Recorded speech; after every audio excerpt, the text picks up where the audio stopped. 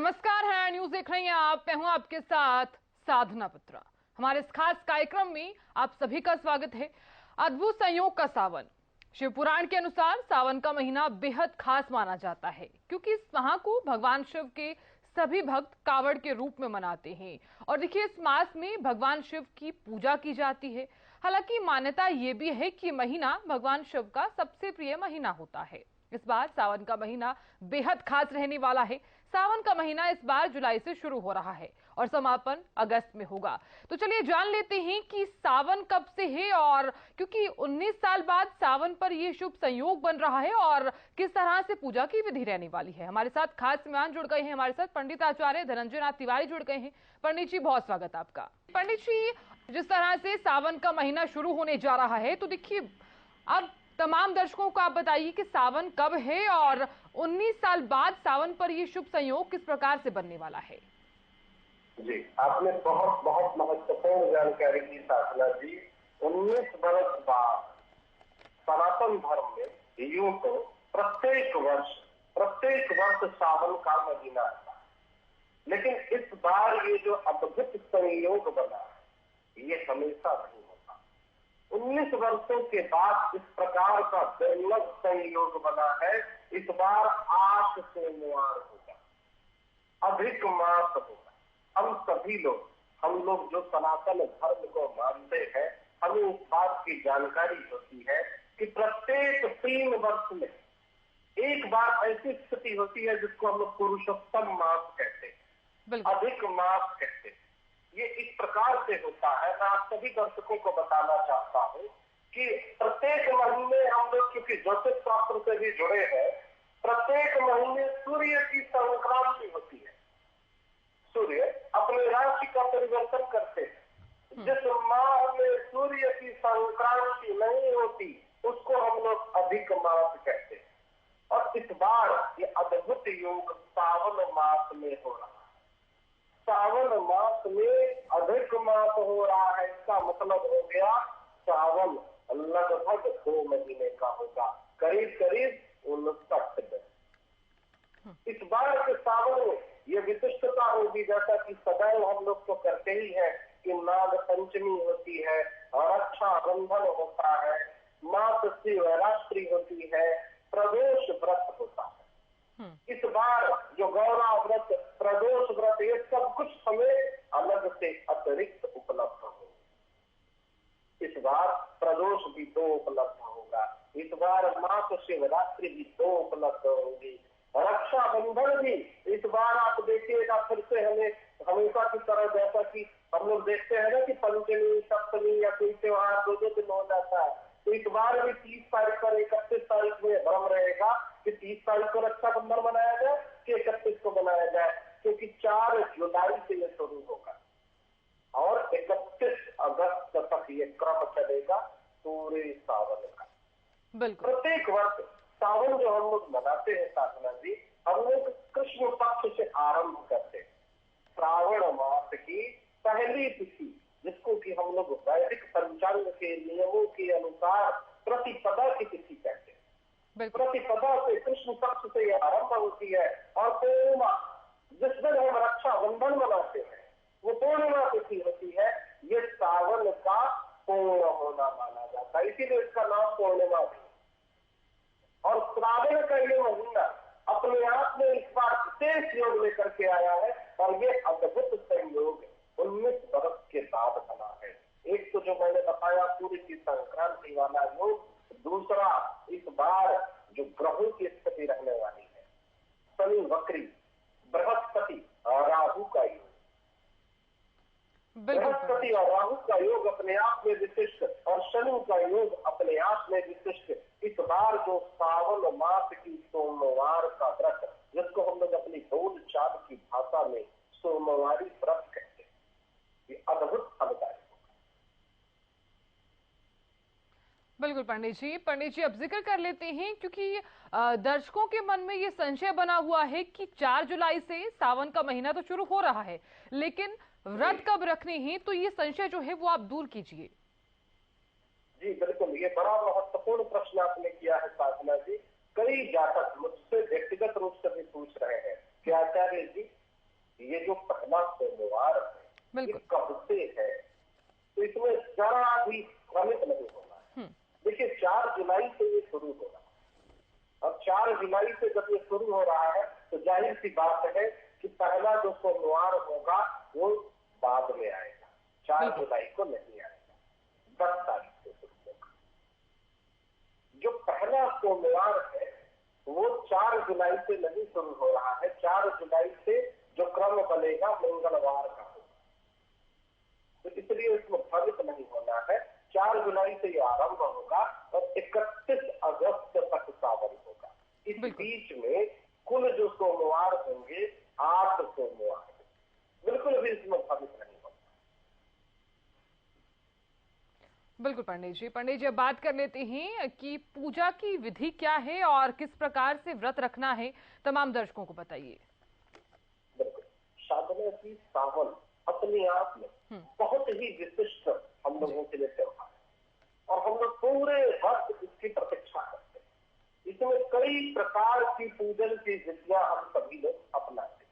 आप सभी जातकों को, आप सभी दर्शकों को मैं विस्तार पूर्वक ये बताता हूँ क्योंकि ये बड़ा ही महत्वपूर्ण है। सबसे पहले तो आप सभी दर्शकों के मन में ये सदैव आएगा प्रश्न कि आचार्य जी आपने सावन महीने के विषय में विशिष्ट महिमा का जिक्र किया, आपने कहा कि ये विशेष संयोग है, बिल्कुल आपने कहा कि सावन अपने आप में शिव जी को बहुत ही प्रिय है। तो मैं आप सभी दर्शकों को ये बताना चाहता हूँ केवल शिव जी नहीं, ये माँ पार्वती, माँ गौरी को भी बहुत ही प्रिय है। ये एक ऐसा माह है, वैसे तो शिव जी के भक्त जीवन भर जब तक उनका जीवन होता है जीवन भर शिव जी की आराधना करते हैं और प्रतिदिन करते हैं, लेकिन कुछ विशिष्ट तिथियां होती है जैसे कि प्रदोष, जैसे कि नाग पंचमी, जैसे कि जो शिववास, शिव प्रदोष, इस प्रकार की जो अलग अलग है तिथियां। और सावन क्यों महत्वपूर्ण है? कई जातक मुझसे प्रश्न करते हैं कि आचार्य जी आप सावन के लिए विशेष कह रहे हैं, सोमवार तो हम लोग प्रत्येक सोमवार को करते हैं पूजा, केवल सावन के सोमवार को ही विशिष्टता में आप क्यों बताते हैं? तो आप सभी दर्शकों को मैं बताता हूँ, माँ महागौरी ने जो कठोर तप किया था भगवान शिव जी की विशिष्ट कृपा के लिए, तो उस समय सावन मास था। सावन मास में ये हम लोग उम्मीद रखते हैं कि चूंकि माँ महागौरी की भी मनोकामना पूरी हुई, जो मेरे माता शिव जी से उनको प्राप्त हो, तो हम लोग भी यदि सावन में व्रत रखेंगे, हम लोग भी यदि सावन में भगवान शिव की आराधना करेंगे, तो हमारी भी मनोकामना शिव जी पूरी करें। इसी आधार पर हम लोग सावन को विशेष रूप से मनाते। कई जातक मुझसे पूछते हैं कि आचार्य जी नवरात्रि के बारे में तो आप विस्तार से बताते हैं, आप अलग अलग पूजाओं के बारे में विस्तार से बताते हैं, आप विशेष रूप से सावन के लिए बताइए, सावन में ही क्यों आप इतना विशेष जोर दे रहे हैं? पूजा तो हम लोग शिव जी की प्रतिदिन करते हैं, लेकिन सावन के लिए शिव महापुराण में ये विशेष रूप से इसकी व्याख्या है कि सावन में शिव जी और पार्वती जी, और एक और बात मैं कहूंगा जिसमें विष्णु जो भागवत पुराण है उसमें भी इसकी व्याख्या है, देवी भागवत पुराण में भी इसकी व्याख्या है स्थापना जी, कि वैसे तो हम लोग मानते हैं ना कि विष्णु जी जगत के पालनहार है, लेकिन सावन मास में सृष्टि का सारा व्यवस्था शिव जी के हाथ में होता है और पूरी सृष्टि शिव जी के हाथों में नियंत्रित और व्यवस्थित होती है। और ये प्राचीन काल से मान्यता है कि सावन में शिव जी गौरी माता धरती पर निवास करते हैं, ये हमारी मनोकामनाओं को सुनते हैं और धरती पर आकर के इस भूलोक में निवास करते हैं और हम पर कृपा देते हैं, हम पर कृपा दर्शाते हैं। इसलिए सावन मास का विशेष रूप से उनके लिए हम लोग कहते हैं कि सावन में विशेष पूजन करें, सावन में आपकी सारी मनोकामनाएं भगवान पूरी करेंगे, सावन में आपकी सारे कष्ट दूर हो। और इस बात से ये विशेष अवसर है कि आपको 2 महीने लगातार सावन उपलब्ध हो रहा है। बिल्कुल पंडित जी, अब बात कर लेते हैं क्योंकि देखिए 59 दिनों के लिए इस बार सावन रहने वाला है, तो देखिए जो कल का सोमवार है क्या कल भी हम रख सकते हैं व्रत? देखिए कई जातक ने मुझसे प्रश्न किया, यदि सावन के सोमवार के लिए आप कहेंगे तो कल तो सावन है ही नहीं। जी सावन तो 4 तारीख से शुरू होगा, अंग्रेजी तिथि में 4 जुलाई से शुरू होगा। तो ये सावन के सोमवार में गिनती में नहीं आएगा। लेकिन हमारी प्राचीन परंपरा के अनुसार प्रत्येक सोमवार, असल में सोमवार जो है वो चंद्रवासरे कहलाता है संस्कृत भाषा। चंद्रवासरे मतलब चंद्रमा का दिन, सोम मतलब चंद्रमा। जैसे मंगलवासरे हम लोग मंगलवार को कहते हैं, भौमवासरे भूमि पुत्र मंगल का दिन। वार तिथि नक्षत्र की पंचांग में अपनी स्पष्ट व्याख्या है। तो सोमवार चंद्रमा का दिन है और चंद्रमा को भगवान शिव जी ने अपने ललाट पर स्थान दिया है। शिव जी को बड़ा ही प्रिय है ये, इसलिए सोमवार के दिन व्रत रखने से शिव जी की कृपा शीघ्रता से प्राप्त हो जाती है। तो यदि आप सोमवार के पूजन पद्धति को करते हैं तो उसका न किसी प्रकार के न सावन से न दासों से किसी चीज से लेना देना नहीं है। सोमवार के दिन ही शिव जी का माना जाता है, उस दृष्टिकोण से तो उचित है। लेकिन यदि सावन की विशेष रूप से बात की जाए तो 3 तारीख जो अंग्रेजी तिथि है, इस सोमवार के सावन का कोई लेना देना नहीं है। बिल्कुल पंडित जी। पंडित जी, अब ये भी बताइए कि 16 सोमवार के जो व्रत होते हैं और सावन के जो व्रत होते हैं, इनमें क्या अंतर रहता है? देखिए, जो बाकी के जो व्रत है, जैसे आपने कहा ना 16 सोमवार, ये ठीक उसी प्रकार से है जैसे हम लोग ज्योतिष शास्त्र में उपाय बताते हैं। उपाय जब भी हम लोग बताते हैं तो ये कहते हैं कि आप शुक्रवार में इतने शुक्रवार का व्रत कर लीजिए, बिल्कुल, या गुरुवार को ऐसे ऐसे उपाय कर लीजिए, शनिवार को आप ऐसे उपाय कर लीजिए। ठीक इसी प्रकार से 16 सोमवार के व्रत की परंपरा बड़े प्राचीन काल से है। ये उपाय में, ये पूजन पद्धतियों में नहीं है, पुराणों में नहीं है, उपाय है। ज्योतिष शास्त्र के उपाय है, श्रद्धा, भक्ति और उपाय, ये अलग अलग तथ्य है। मान लीजिए कि कोई जातक भगवान श्री कृष्ण का अनन्य भक्त है, लेकिन जब वो ज्योतिष शास्त्र में अपनी जन्म कुंडली का अध्ययन करता है और उसकी जन्म कुंडली में शनि की साढ़े होती है, तो हम लोग उपाय में कहते हैं कि शिव जी की आराधना करें। बिल्कुल, शिव जी की आराधना में शिवलिंग पर शनि का पत्ता चढ़ाइए। तो जब हम उपाय की बात करते हैं तो 16 सोमवार की प्रक्रिया संकल्पित कराते हैं कि 16 सोमवार आपको लगातार व्रत करना है। लेकिन जब बात सावन की आती है तो सावन को सावन है, ये तो शिव जी का मास है। इस महीने में कहते हैं कि प्रकृति की पूरी व्यवस्था, ग्रहों की पूरी व्यवस्था शिव जी के हाथों में होती है और शिव जी की कृपा हमारे शास्त्र बताते हैं कि आसानी से प्राप्त हो जाती है। इसलिए हम लोग शिव जी की उपासना के महीने में अपनी सारी मनोकामनाओं को, क्योंकि हम लोग तो सांसारिक मनुष्य है, हमारी छोटी छोटी सी मनोकामना होती है, तो हम लोग आसानी से अपनी बात, अपनी इच्छाओं को, अपनी मनोकामनाओं को शिव जी पार्वती जी के समक्ष रख सकते हैं और वो उनको पूरा करने के लिए हम पर कृपा कर सकते हैं। बिल्कुल पंडित जी, अब बात कर लेते हैं जिन जातकों को काल सर्प दोष या फिर मंगल दोष है, वो क्या उपाय कर सकते हैं? ये आपने बड़ा ही महत्वपूर्ण प्रश्न किया है शासना। ज्योतिष शास्त्र के अनुसार पितृ दोष, काल सर्प योग दोष, मांगलिक दोष, विशेष रूप से मैं बिल्कुल खुल करके स्पष्ट आप सभी दर्शकों से कहता हूँ, वैवाहिक सुख में जितनी भी विघ्न बाधाएं आती है, कई ऐसे जातक होते हैं जिनके विवाह में देरी होती है, कई ऐसे जातक होते हैं जिनकी जन्म कुंडली में तरह तरह के दोष होते हैं और उसके कारण विवाह की जब प्रक्रिया चलती है तो कई प्रकार की विघ्न बाधाओं को उनको झेलना पड़ता है। कई ऐसे जातक हैं जिनका विवाह हो गया लेकिन होने के बाद तमाम तरह की कलह की स्थिति का सामना करना पड़ता है। ऐसी परिस्थिति में सावन महीने में वो क्या करें? देखिए, सावन का महीना आपके लिए अमृत के समान है। इस पूरे मास आप शिव जी की आराधना करिए, विधि विधान से उनका पूजन करिए और विशेष रूप से वो जातक जिनकी जन्म कुंडली में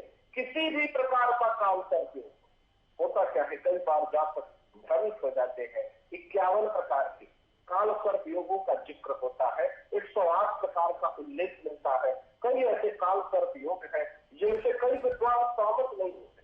कई विद्वानों को मैंने देखा है कि कहते हैं मैं तो काल सर्प योग नहीं मानता। कई ऐसे होते हैं लोग नहीं मानते, कोई बात नहीं। मांगलिक दोष में भी ये भ्रम सदैव होता है साधना जी कि कई विद्वानों को मैंने देखा कि लोग कहते हैं कि 30 वर्ष के बाद, 35 वर्ष के बाद या 42 वर्ष के बाद मांगलिक दोष तो अपने आप ही खत्म हो जाता है, पर ऐसा नहीं होता। बिल्कुल, कोई भी दोष स्वतः समाप्त नहीं होता। शिव जी की कृपा आपको प्राप्त होगी। इस विशेष अवसर का आप लाभ उठाइए। प्रत्येक सोमवार को शिवलिंग पर दही चढ़ाइए। शिवलिंग पर दही चढ़ाने से आप देखेंगे मांगलिक दोष जिन जिन जातकों की जन्म कुंडली में है वो दूर होगा। उसका जो नकारात्मक प्रभाव है उससे आपको छुटकारा मिलेगा और वैवाहिक सुख में जो भी विघ्न बाधा आ रही थी, विवाह की प्रक्रिया में मैं देखता हूँ माता पिता परेशान हो जाते हैं। कई बार बातचीत आगे बढ़ती है फिर रुक जाती है, कई बार सगाई होने के बाद सगाई टूट जाती है। तो ऐसे में बड़ी पीड़ित हो जाते हैं जातक। उनको लगता है कि मेरी तो बड़ी बदनामी हो रही है, बड़ा अपमान हो रहा है, समाज में लोग तरह तरह की बातें करते हैं, मजाक उड़ता है। कालसर्प योग में भी मैंने देखा है कि जातक बड़ा कठोर परिश्रम करता है लेकिन कार्य क्षेत्र में उसको उसका परिणाम नहीं मिलता, लोग उसको उस तरीके से सम्मान नहीं देते, नौकरी चाकरी में कई प्रकार की विघ्न बाधाएं हैं। ऐसी परिस्थिति में कालसर्प योग वाले जातक विशेष रूप से ध्यान दें। नाग पंचमी के दिन, क्योंकि समस्त सर्पों के अधिपति भगवान शिव है, नाग पंचमी के दिन कालसर्प योग का विधि विधान से पूजन करिए। और कुछ ऐसे शुभ स्थान है जैसे कालहस्ती मंदिर, त्र्यंबकेश्वर, अपने यहाँ 12 ज्योतिर्लिंग है। उन 12 ज्योतिर्लिंगों में से त्र्यंबकेश्वर जो नासिक के पास है। वैसे तो कई जातकों को मैंने देखा है लोग उज्जैन जाकर के भी करा देते हैं, महाकाल में भी करा लेते हैं, वाराणसी में भी करा लेते हैं, हरिद्वार में भी करा लेते हैं। लेकिन मैं विशेष रूप से कहना चाहता हूँ शास्त्रों में जो जिक्र है त्र्यंबकेश्वर का विशेष रूप में जिक्र है। और त्र्यंबक जो भगवान शिव जी का ज्योतिर्लिंग है वहां पर इसका विधि विधान से पूजन करेंगे। जिनकी जिनकी जन्म कुंडली में पितृ दोष है आपको त्रिपिंडी श्राद्ध कराना चाहिए और ये महीना आपके लिए सर्वोत्तम महीना। बिल्कुल पंडित जी, बिल्कुल पंडित जी, आपने यहाँ पर तमाम मंदिरों का जिक्र किया है तो एक सवाल यहाँ पर मैं भी आपसे पूछना चाहती हूँ कि जो जातक यहाँ पर नहीं जाना चाह रहे हैं या फिर जो नहीं जा पा रहे हैं वो क्या कर सकते हैं? क्योंकि देखिए कई जगह पर है, जैसे कि किरमारा में भी है भगवान शिव जी का मंदिर, और जैसे आपने जिक्र किया है कि हरिद्वार में भी मंदिर है भगवान शिव जी का, तो क्या वहां पर भी पूजा की जा सकती है कालसर्प दोष की? देखिए साधना जी, शिवलिंग का और पूजन का जहाँ तक जिक्र है सबसे प्राचीन धरती पर यदि कोई पूजन की पद्धति है तो भगवान शिव जी। तो पूजन के लिए तो कहीं कोई बाधा है ही नहीं। कहीं पर भी घर में मिट्टी का शिवलिंग बना करके वहां पर पार्थिव पूजन का विधान। लेकिन जो शास्त्र कहते हैं, जैसे मान लीजिए माँ भगवती का जो सिद्ध पीठ है वो माँ कामाख्या का पीठ है, माँ का दतिया पीठ है, पीताम्बरा का पीठ है। अब जैसे मान लीजिए सिद्ध स्थान है जिसका जिक्र होता है माँ वैष्णो देवी का, तो जो सिद्ध स्थान है उनकी विशिष्टता तो अपने आप में विशिष्टता है और उनके पीछे पूरी कथा है, पूरा उसका इतिहास है। अब जैसे हरिद्वार है वो अपने आप में विशिष्ट है, हरि का द्वार है, भगवान विष्णु जी का दरवाजा है, वो भगवान उनकी कृपा प्राप्त करने का प्रमुख मुख्य द्वार है। लेकिन कैलाश का अपने आप में विशिष्टता है। आप देखेंगे कि जो काठमांडू में पशुपतिनाथ जी का स्थान है उसकी अपने आप में विशिष्टता है, बद्रीनाथ की अपने आप में विशिष्टता है, केदारनाथ की अपने आप में विशिष्टता है। लेकिन कालसर्प योग के पूजन का विधान तो केदारनाथ में नहीं होता ना। बिल्कुल। तो बद्रीनाथ में तो कालसर्प योग का पूजन नहीं होता। शास्त्र में जो लिखा है उसकी मैं बारंबार कहता हूँ पूजन तो आप घर पर भी करा सकते हैं। कोई विद्वान आ जाए और कहे कि मैं मांगलिक दोष की पूजा आपके घर पर ही करा देता हूँ, क्योंकि आजकल के दौर में भाग दौड़ भरा जीवन है, समय बहुत कम है। जरा सोचिए साधना जी, उस युग में जब कोई इंटरनेट नहीं था, कोई लोकेशन शेयरिंग नहीं थी, कोई गूगल मैप नहीं था और सब लोग माँ वैष्णो माता की यात्रा करते थे, पहाड़ पर कोई रास्ता भी नहीं था, जंगल जंगल गुजरते थे, जानवरों का आतंक था, चोर डाकुओं का आतंक था और वो धीरे धीरे धीरे धीरे करके वहां ऊपर पहाड़ से चले जाते थे और दर्शन करके धीरे धीरे नीचे उतर आते थे। आज तो हमारे पास तमाम सुविधाएं हैं, फिर भी हमारा दुर्भाग्य है कि हम लोग एक दूसरे से ये प्रश्न करते हैं कि आचार्य जी मैं जा नहीं पाऊंगा। लोग 3 घंटे में सिंगापुर पहुंच जाते हैं, लेकिन त्र्यंबकेश्वर जाने में, हरिद्वार जाने में, वाराणसी जाने में उन्हें असुविधा होती है।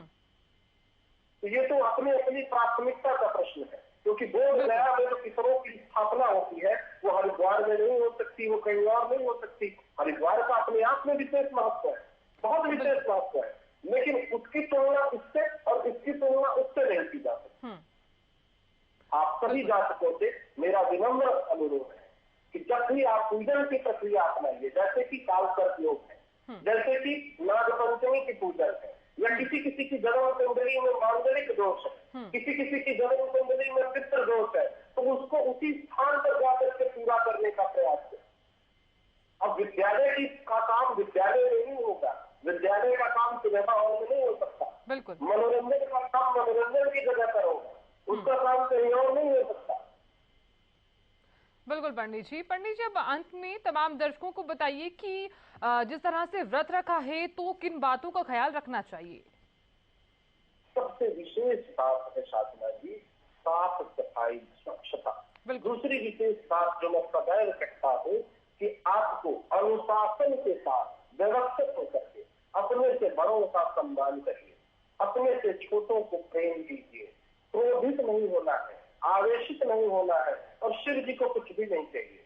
पतली सी धार में जलाभिषेक करना है, और जलाभिषेक करते समय दोनों हाथों का प्रयोग करिए। कई बार मैंने देखा है साधना जी, लोग खड़े खड़े जल गिराने लग जाते हैं, बैठ करके व्यवस्थित होकर के। और एक बात और मैं कहूंगा, बर्तन को लेकर के भी लोगों में भ्रम होता है साधना जी कि तांबे के बर्तन से दूध नहीं चढ़ाना है, इस बात का ध्यान रखना है। अगर आप दूध का प्रयोग कर रहे हैं, कई जातक दूध चढ़ाते हैं लेकिन तांबे के बर्तन से चढ़ा देते हैं, तो गलत हो जाता है, दूषित हो जाता है। चांदी का बर्तन इस्तेमाल करिए, स्टील का बर्तन भी चलेगा, पीतल का बर्तन भी चलेगा, तांबे के बर्तन से दूध का प्रयोग वर्जित है। छोटी सी इस बात का ध्यान रखना है। दूर्वा चढ़ती है शिव जी पर, शंख से कई जातक अनजाने में धूलवत जल चढ़ा देते हैं।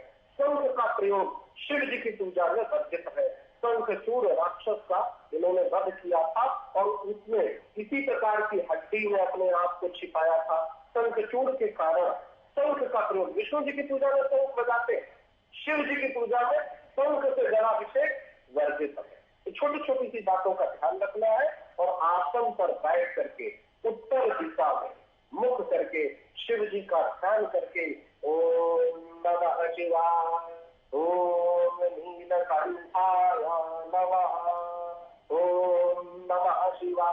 आप देखिए साधना की एक ही पूजा में दोनों पूजाओं का फल मिल जाता है। शिवलिंग की पूजा करने से माँ भगवती की भी कृपा प्राप्त होती है, माँ पार्वती की भी कृपा प्राप्त होती है, और शिव जी की भी कृपा प्राप्त हो जाती है। बिल्कुल पंडित जी बहुत शुक्रिया, आप हमारे साथ जुड़े और अपना बेशकीमती वक्त आपने दिया, बहुत शुक्रिया। धन्यवाद, नमस्कार पंडित जी। फिलहाल इसी के साथ इस खास कार्यक्रम में इतना ही। देखते रहिए हरियाणा न्यूज। नमस्कार।